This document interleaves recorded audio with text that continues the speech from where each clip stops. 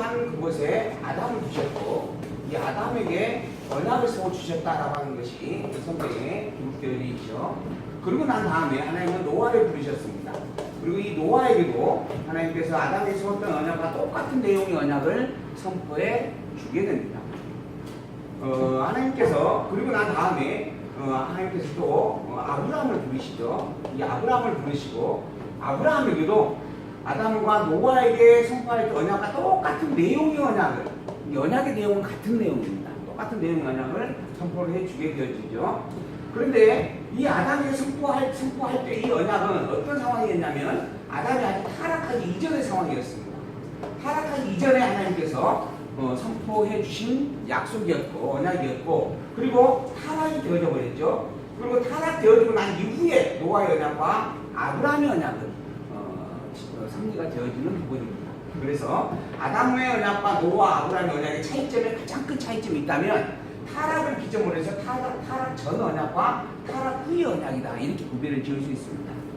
이 타락이라고 하는 사건은 하나님께서 생명으로 창조한 인생이, 생명으로 창조한 존재가 영이 죽는 사형체가 되어지는 그런 아주 어마어마한 사건입니다. 그러므로 이 타락이라고 하는 사건을 기점으로 해서 타락 이전에 아담이 준 언약과 타락 이후에 노아와 아브라함이 준 언약은 그만큼 또 성질이 다를 수밖에 없다라고 하는 것을 우리가 생각을 해보아야 합니다. 언약의 내용은 같은 언약의 내용이지만 그 언약의 성격은 너무너무 다를 수밖에 없다. 이거는 생명체에게 준 언약이고 이건 사형체의 승리 속에서 주어진 언약들이다 라고 하는 것이죠. 그리고 이제 또한 노아와 아브라함의 언약의 차이를 우리가 보게 되어지면 노아의 언약은 인류의 시조다 이야기합니다. 아담과 노아를 우리는 인류의 시조다 이렇게 이야기를 하죠.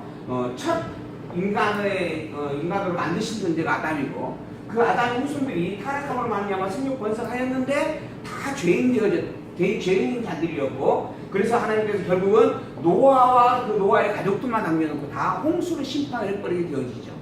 그로 말미암아 노아를 통하여서 셈과 함과 야벳이라고 하는 세 자녀와 함께 생육 번성을 시작을 하게 되어지는, 그래서 인류의 새로운 시작이 다시 노아를 통해서 이루어졌다라고 하는 겁니다. 그래서 이 둘을 우리는 인류의 시조다 이렇게 이야기를 하고 있습니다. 그런데 그래서 이 아담과 노아에게 주어진 언약은 전 세계를 대상으로 한 언약이다라고 하는 것을 우리가 살펴볼 수가 있습니다. 그리고 난 다음에 이 아브라함에게 주어진 언약은 이스라엘이라고 한 민족을 통하여 선포하신 언약이다. 그래서 노아 이전의 언약과 노아 이후의 언약은 이렇게 큰 차이가 또 있게 되어집니다. 이 아브라함의 언약은 한 민족에게 적용되어지는 언약입니다. 그리고 이 이스라엘이라고 한 민족을 구사하기 위해서 똑같은 내용인데 자손의 생육 번성과 땅이라고 하는 땅과 그리고 통치라고 하는 똑같은 약속의 내용인데, 구체적으로 이건 이제 혈육의 자손입니다. 혈육의 자손으로서의 아브라함의 혈통 12지파를 이루게 되어지는 거고, 그 다음에 이제 땅이라고 하는 이 부분도 구체적으로 가나안이라고 하는 지명을 언급해 주게 되어집니다. 그래서 가나안 땅을 정확하게 선포하시고 전개를 전하여 주시고 이 땅을 주겠다라고 하는 약속으로 확증이 되어지죠. 그리고 난 다음에 통치 언약도 하나님께서 이 이스라엘 자손들의 후손 중에서 특별히 유다 지파를 통하여서 다윗을 왕으로 보내가지고 세워주게 되어집니다. 그래서 아브라함이 세워진 언약이 완성되어지는 것은 다윗 왕국이다 이렇게 우리가 이야기를 할 수가 있어요. 다윗 왕국은 백성과 그다음에 땅과 국권을 가지고 있는 그런 한 나라가 되어지는 거죠. 그래서 아브라함에게 주어진 나라라고 하는 이 언약은 다윗 왕국의 완성으로 이루어졌다 하는 거죠. 그런데 이렇게 다윗으로 통하여서 이루신 하나님의 놀라운 언약의 성취의 사건이 있었음에도 불구하고 이스라엘 백성들은 언약하시고 언약대로 이루시는 그 여호와 하나님을 망각하게 되어집니다.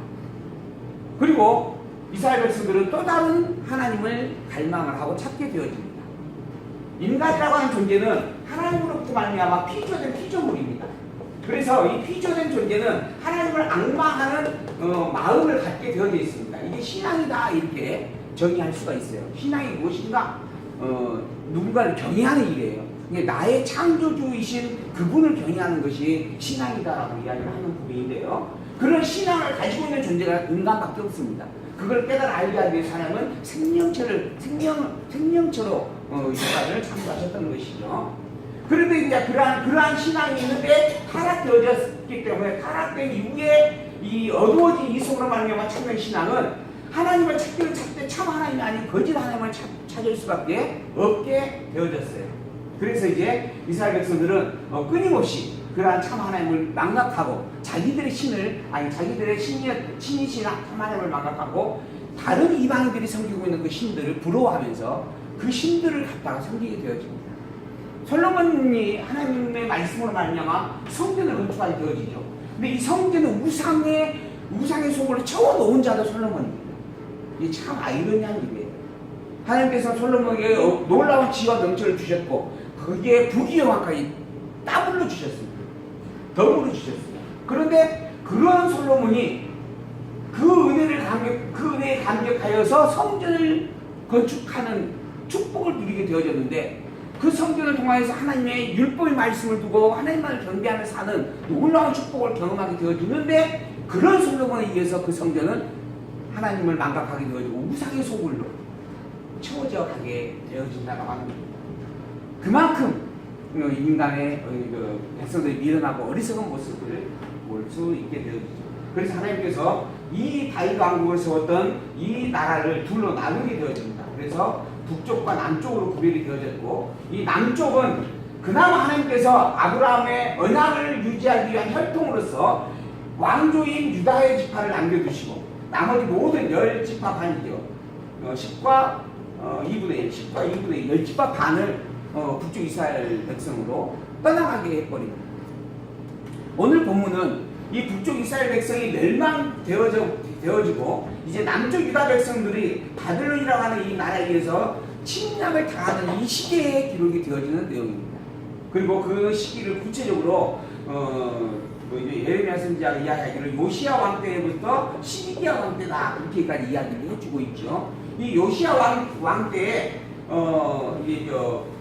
아수르가 바벨론에게 멸망을 당합니다. 그리고 난 다음에 이제 애굽에 의해서 유다 지파가 통치를 당하고 그리고 또 바벨론이 쳐들어와서 바벨론에서 속국이 되어져가는 그러한 과정에 있어서 이 유다의 마지막 왕으로 있던 자가 시기야라고 합니다. 이게 결국은 유다가 마지막 포로로 끌려가고 멸망되어지는 그때까지 기록의 내용을 담고 있는 게 에레미야서다 이렇게 이야기할 수 있어요. 그렇다고 한다면 이 에레미야서는 무엇을 말하고 있는 것이 말하는 내용일 것인가? 우리가 이걸 생각을 해볼 수가 있습니다. 에레미야가 지금 활동하는 시대가 바로 이 시대라고 한다면 바벨론에 의해서 남쪽 유다가 멸망되어져가는 시대라고 한다면 에레미야는 무슨 내용을 지금 이야기를 할 수밖에 없겠는가? 그래서 이제 그거 가지고 제가 이제 하진이 엄마하고 이제 이야기를 나누었어요. 어떤 이야기를 했을 것 같냐? 그랬더니 우리 하진이 엄마가 이야기를 하더라고요. 여러분은 어떤 이야기를 할 것 같아요? 에레미야가 이 시대에서 여러분 같으면 여러분이 에레미야라고 한다면 지금 이 하나님의 말씀을 듣고 그리고 바벨론의 침략을 알고 그걸로 말미암아 백성들이 곤감을 당할 것을 눈으로 지금 목격하기 직전에 있어요. 그리고 또 실제로 목격도 해요. 이런 상황에서 에레미야 입에서 나올 말이 뭐가 있겠어요?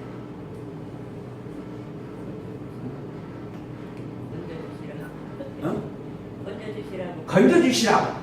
건져주시라고 하는 기도죠. 건져주세요. 건져주세요. 즉 기도라고 하는 부분이 있겠죠. 그럼 기도라고 하는 부분 이전에 기도하라고 하는 부분만 하겠는가? 그 이전에 지금 백성들을 바라보면서는 이 백성들에 대한 안타까움을 가지고 기도를 하게 되어져요. 나중에 본문을 보면. 그러니까 그 이전에 지금 그 백성들의 지금 꼬락서리를 보고 한마디 해야 하는 것 같겠어요. 어떤 이야기가 나오겠어요?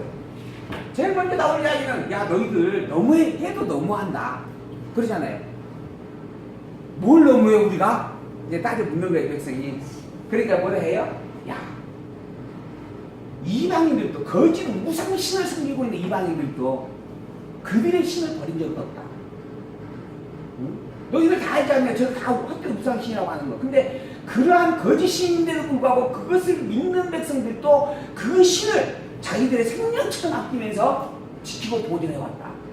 하물며 너희들을 애굽에서 이끌어내고 가나안 땅 다 주어서 나라를 이루기까지 하셨다고 확증시켜준 여호와 된 하나님, 너희들의 하나님. 그 너희들이 이랬어. 우리 하나님은 여호와입니다. 여호와가 우리 하나님이신다라고 말하고 있는데 그 여호와 하나님을 너희들은 버렸다. 거짓 신도 버리지 않는 백성들이 있는데 너희들은 참 신조차 버렸느냐? 에이, 그 정도로 미련하냐? 이게 다시는 할 수밖에 없잖아요. 그러고 나서 내가 살펴보니 너희들이 정말 미련하고 어리석은 존재구나. 그래서 도저히 깨달음이 없구나. 그러니 내가 땅을 치면서 슬퍼하고 울 수밖에 없다. 더 이상 답이 없으니까 마음은 답답하고 그러잖아요. 마음에 이제 아픔과 상처는 계속 쌓여만 가고 그러니 그저 통곡의 눈물을 흘릴 수밖에 없는 거죠. 그래서 에리나가 정말 자기의 모든 감정을 복받침으로 토라에서 낸 노래가 바로 뭐예요? 메가세요. 그럼 에리미야서도 마찬가지 그 반열이 있겠죠. 근데 에리미야서 내용을 보면 야, 어떻게 너희들이 이러한 아픔을 겪게 되어졌느냐? 그 겪음을 겪음에 대한 내용을 살펴보니 이 모든 것들이 너희들의 이 어리석은 죄 때문인데 아직도 그 죄를 벗어나지 못하고 있느냐? 언제쯤 벗어나려느냐? 이러한 안타까운 것들이 에리미야에 담겨 있습니다. 그리고 난 다음에 결국 너희들에게 내가 소망을 걸 것이 아니구나. 그래서 걸어봤자 헛되구나. 누구에게 소망을 걸어야 되겠다? 하나님에게 걸어야 되겠다. 그래서 이제 하나님에게 기도하는 거예요. 하나님, 아무리 이 백성들이 미울지라도 하나님이 당신의 백성이라고 이미 선포해준 선민의 백성 아닙니까? 언제까지 이 백성들에게 이런 아픔 속에 내버려 두시렵니까? 저 백성들이 스스로의 지혜와 명철을 갖지 못하여서 가질 수도 없어서 그래서 계속 범죄할 수밖에 없는 거 하나님도 알지 않습니까? 그러니 아예 하나님께서 그 머리를 쪼개가지고 싹 끄집어 내버리고 아예 하나님을 아는 지혜로 채워주십시오. 가르쳐 주시고 깨달아 알기까지 하셔서 제발 좀 하나님의 백성답게 살도록 축복을 해주십시오. 라고 통곡의 기도를 그 기도를 하나님께서 들어요 안 들어요? 들어요. 그래서 누가 와요? 그래서 예수님 오시는 거예요. 우리에게 소망을 걸고 야 너희들 그렇게 살면 안 돼. 아무리 외쳐봤는데 가르쳐줬는데 결국은 우리에게는 소망이 없더라는 거죠. 그래서 결국 하나님께서 야 너희들에게서 더 이상 바라는 게 없다 이제. 그냥 내가 너희들을 혹시나 하고 했는데 역시나 이더라. 그러니 내가 아예 직접 오겠다. 그래서 오시는 분이에요. 그게 그리스도 예수이고 그리고 그리스도 예수님께서 그러한 당신의 생명을 우리에게 넣어주니까 그때서야 우리의 지혜가 열리고 영안이 뜨게 되는 거죠. 그래서 우리가 여호와 하나님이 정말 참 하나님이라고 하는 것을 깨달아 알게 되어져가는 거죠. 이 일들을 에레미야가 당신의 백성들을 향하여서 미리 확인해주고 증거해주는 그런 말씀이 에레미야서의 내용이다라고 이야기할 수가 있습니다.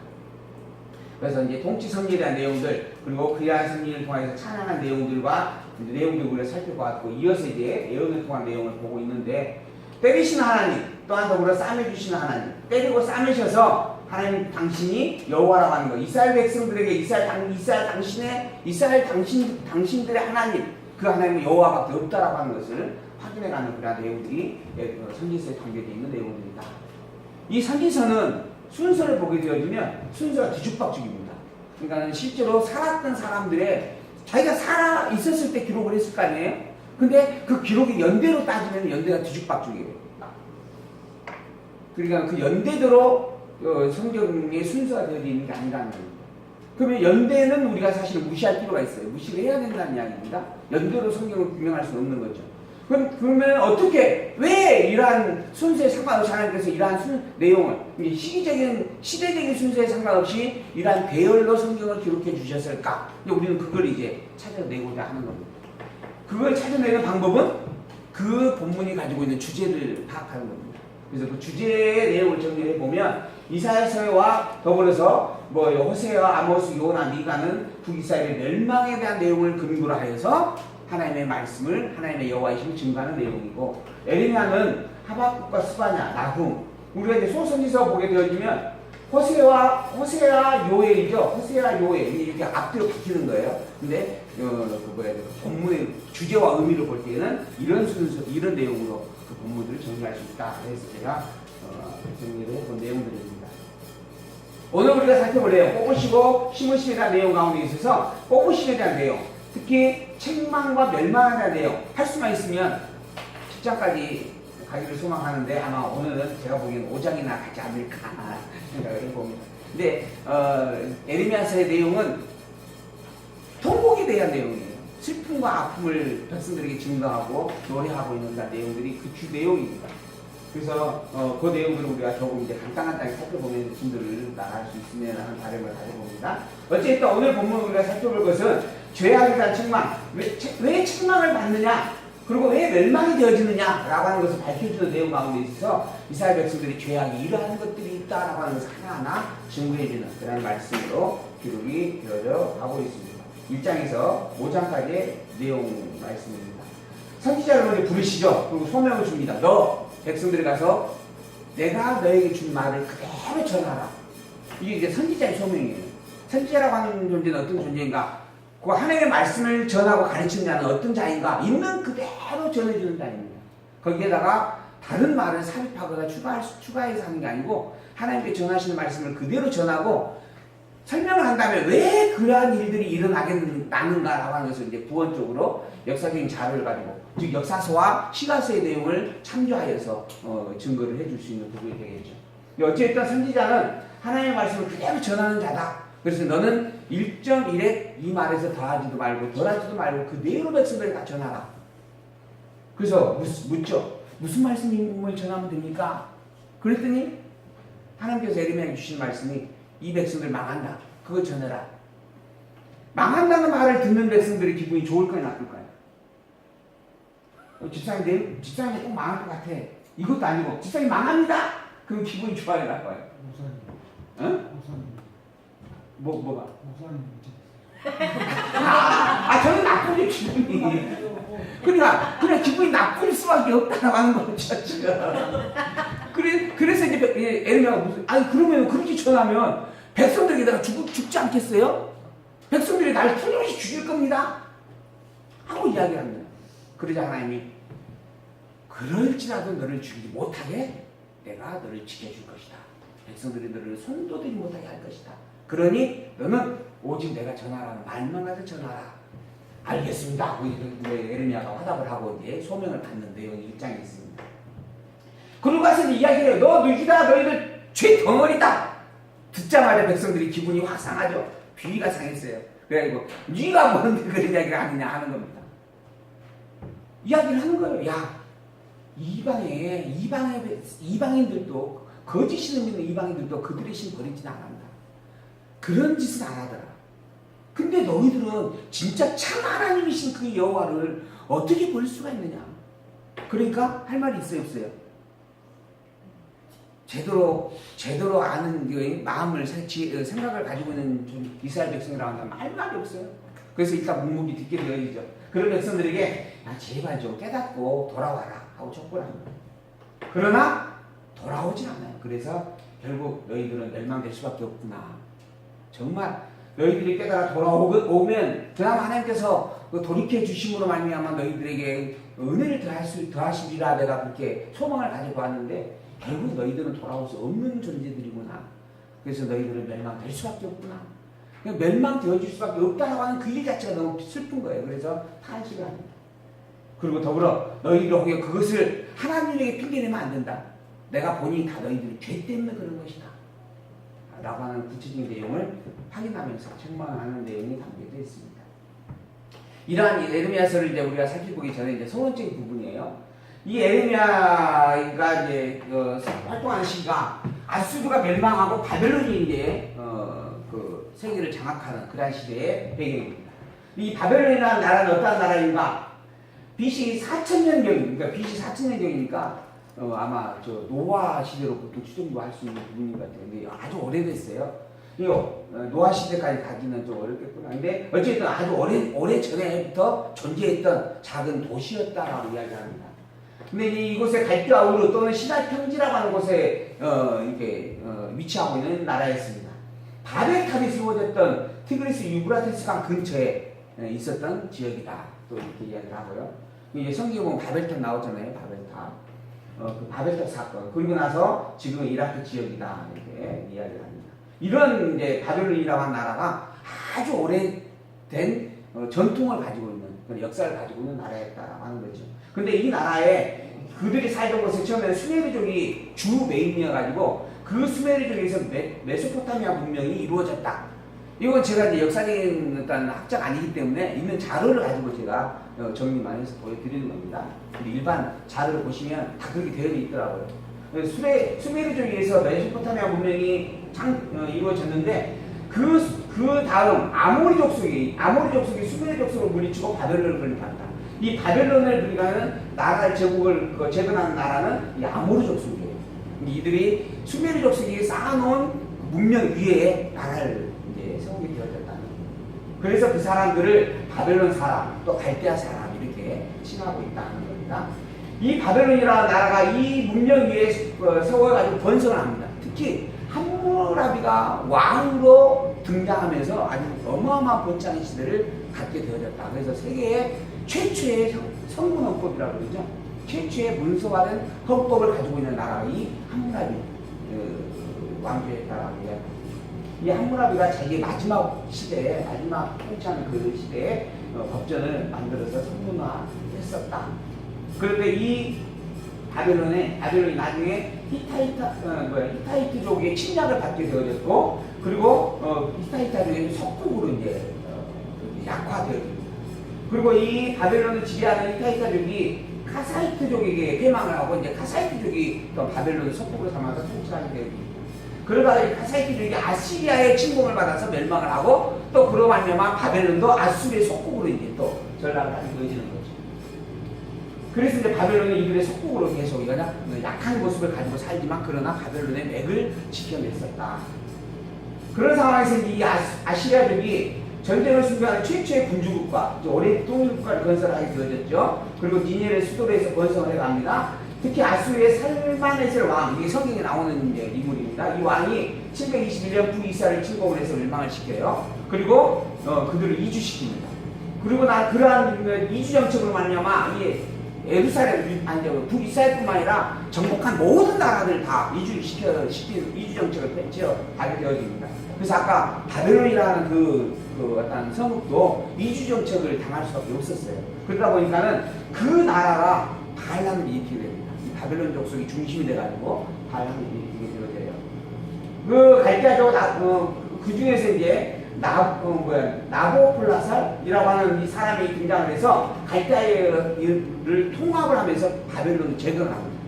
그래서 이제 바벨론 재건의 이제 왕이 돼서 신바벨론 제국의 첫째 왕이라 이렇게 이야기를 하는데, 그 왕이 메대와 연합을 해가지고 결국 아수르를 공격을 해서 아수르를 아예 집어삼키게 되어집니다.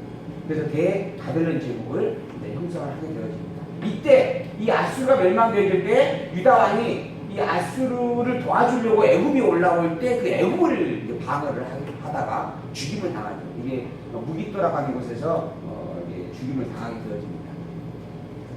그게 이제 역대하 35장에 기록되어 있는 말씀입니다. 이게 이제 역사서에서 우리가 또 살펴봤던 내용이고요.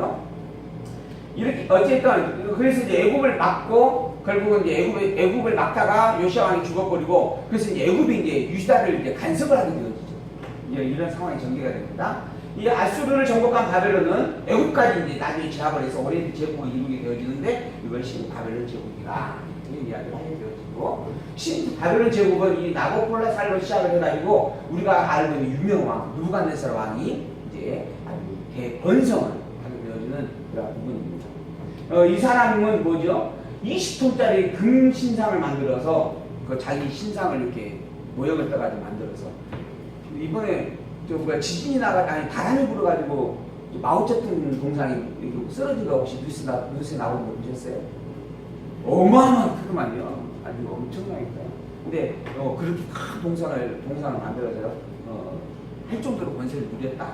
그리고 이제 실제 불가사의라고 하는 공중정원이라고 하는 그 불가사의적 사건이 있어요. 지금도 그 잔재가 남아가지고 절대 불가사의라고 이야기를 합니다. 이 언제 여유가 되면 이런 데 좀 가보고 싶어요. 저도. 이게 여러분들이 먼저 여유가 되셔서 가실 때 저를 같이 붙여주시면 감사하겠습니다. 아 근데 여러분이 안 해주시더라도 우리 하성이가 나한테 해준다 했어요.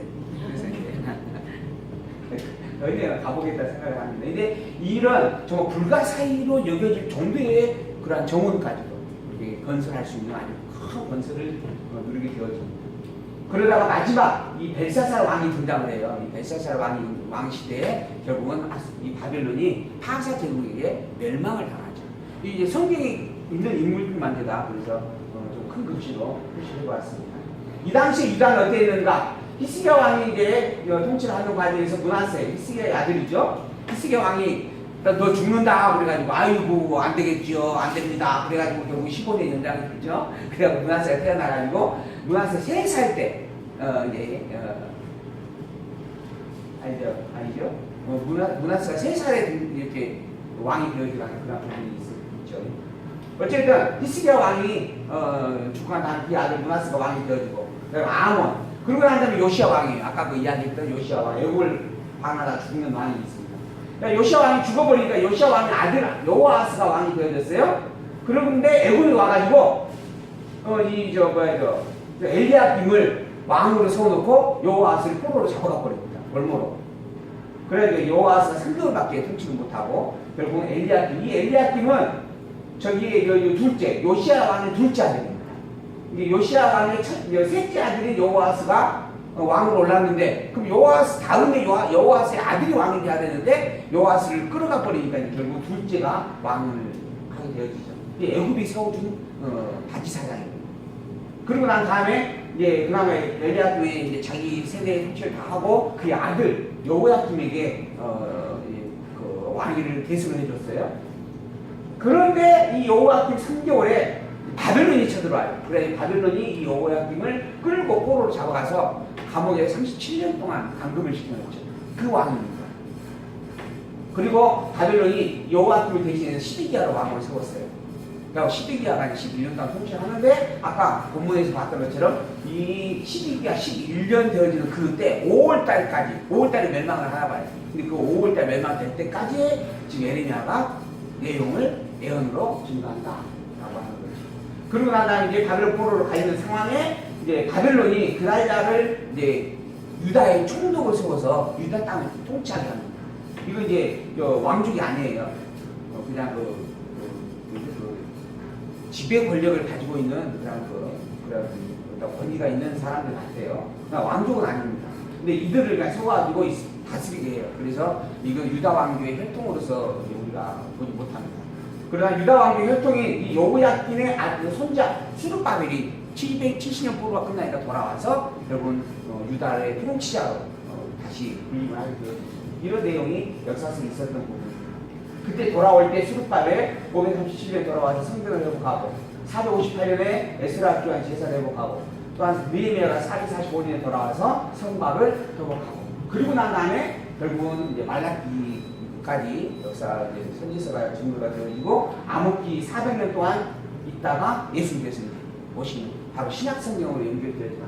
그래서 이사야서에서 말라기서의 그 선지서 전체가 복음서 즉 신약 성경과 연결되어가는 고리 속에서 큰 역할을 한다라고 하는 부분을 우리가 살펴볼 수 있었습니다. 이 본문은 에레미야가 기록했다. 그 에레미야가 하도 곤욕을 많이 당해요. 죽임을 당하지는 아니하지만 감옥에도 끌려가서 잡혀서 감옥 생활을 하게 되어지고 막 그렇습니다. 그래서 자기의 서기를 하나 둡니다. 그게 서기 바룩이라고 하는 서기를 둬가지고 자기가 하나님에게 받은 것들을 안에서 적을 수가 없으니까 불러줘. 그걸 옆에서 받아 적어가지고 에레미야서가 나오게 되어지는 그때가 628년에서 587년경이다. 하박국, 스바냐, 아움 선지자가 또한 소선지자들이 함께 활동을 했었다. 요절 내가 경성하여 그들을 뽑으며 회파하며 정복하며 멸하며 곤란케 하던 것 같이 경성하여 그들을 세우며 심으리라 여호와의 말이니라. 이게 여호와님께서 그들을 다 회파시키고 멸망시킨다. 그러나 그렇게 했던 것처럼 내가 다시 그들도 회복해 주겠다. 그래서 뽑으시고 심으시는 하나님을 주제라고 할 수 있다. 이렇게 하시는 이유가 뭔가? 뽑기도 하시고 심으시는 전능자임을 알게 하는 겁니다.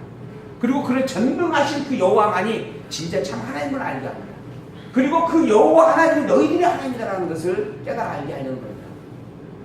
그러므로 있을 것이 뭔가? 그 여호와 되신 하나님에 대한 감사와 찬양이죠. 그래서 여호와 하나님을 찬양하고 경외케 하기 위하여 이러한 섭리를 하고 계신다. 내용을 보면 뽑으시며 하나님 섭리, 지금 뭐예요? 책망과 멸망에 대한 예언, 재앙과 멸망에 대한 예언, 유다의 멸망에 대한 예언들이 있게 되어진 거예요. 다시 세워주신다라고 하는 부분에 대해서 회복에 대한 예언, 그리고 더불어서 회복할지만은 반드시 그 이전에 패망과 진노가 있게 될 것이다라고 다시 한번 확인해주고, 그러나 대적을 보수하여서 하나님께서 유다 백성을 회복해 주겠다라고 다시 한번 확인해주는 말씀입니다. 그러한 일들을 겪으면서 에르미야가 자기의 그 애린 마음의 아픔을 노래하였던 노래가 애가서로 보수해 주시기를 간구하고, 순화에 대해서 탄식을 하고, 하나님의 심판에 대해서 다시 한번 잊지 말고 멸하지 마시라고 간구하고, 그리고 그런 회복에 대한 약속을 붙잡고 때가 되어지거든 반드시 회복해 주시기를 소망하는 그런 기도들이 담겨 있는 내용들입니다. 잠시 쉬었다가 이제 본문 1장에서부터 살펴보도록 하겠습니다.